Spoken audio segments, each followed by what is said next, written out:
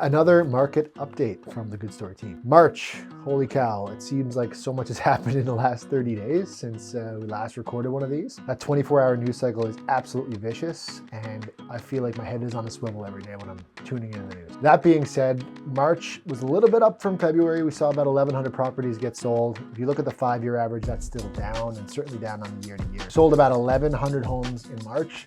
That's down about 6% year over year. You know, deals are still being done. Buyers are still buying, sellers are still selling, but it seems to be that the ones that are doing so are in a need to sell or need to buy basis. Maybe there's opportunity for you. Everyone's situation is different. It kind of depends on what your numbers look like. One thing to note is that inventory is actually coming down. So about 16% month over month. I think this is really helping prices stay steady.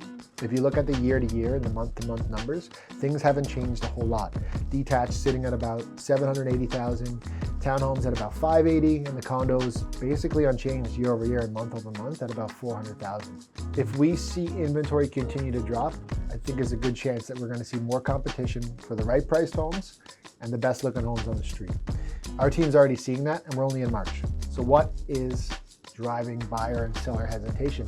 Well, I think it's pretty simple. We have a lot of economic concerns, not just in our own city of Ottawa, but country and internationally. All that has a lot to do with the tariff mess that's kind of been caused by our neighbors to the south, inflicting a lot of pain, certainly in our provincial economy, but in our local economy as well. And then finally, the looming federal election, which is increasingly approaching about 3 weeks from today when we recorded this video. So I think that's exactly it. Anyone who is planning to sell in the spring or even buy in the spring, now that our economy is a little bit uncertain, you know, even in the next 30 days, 60 days, 90 days, people are kind of saying, whoa, I'm going to step back. I'm going to see what happens here. Will the next federal government have a clear mandate in order to deal with the U.S. administration? Will that bring some steadiness and some stability back to our local market here in Ottawa? I'd like to think so. So I think it's going to be a lot of hold on, wait and see what happens. We look at the bigger picture here. Tariffs don't just affect us, you know, in a goods on goods situation. It has a very big ripple effect. If we see the steel and aluminum tariffs that are in place, there's always talks about another increase in the lumber tariff. All this affects houses. It's what we build: houses, big projects, condo buildings. All this directly translates to what that cost is going to be on the consumer who goes to purchase that property. It's very hard to budget for people in the construction industry, for developers, when these numbers are fluctuating up and down, up and down. Projects get put on hold, inventory drives down again. And that's something that we've been really monitoring for the last even 2 years. You know, it's fueling the housing crisis that we don't have enough homes for the people that wish to buy them. Now, if we have fewer homes and the cost of those homes that we do have goes up, I mean, it creates another big storm. You know, there's a lot of noise in the federal election side of things about, you know, again, whatever party you vote for is your own prerogative, but everyone is going to have a different housing plan and how they're going to tackle this. I think on April 28th, when we go to the polls, we'll have a pretty good indication about, you know, what party Canadians want to represent them to really tackle not just the tariff situation, but also the impending and current housing crisis that we're going through. Kind of takes me to the next point. Next week, April 16th, we're going to have an interest rate announcement from the Bank of Canada. It's really difficult to say what they're going to do with this. You know, Tiff Macklem has a very hard job on his hands.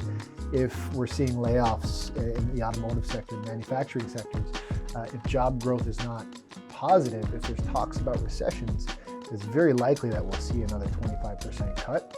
Now, what does that mean for the housing industry? It's very difficult to say. I mean, there's going to be people that are going to buy when they need to buy. There's going to be people that need to sell when they need to sell.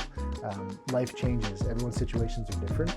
I think an interest rate decrease would be welcomed by many people. I don't think that's going to have a lot of upward pressure on housing prices because people are watching their wallets.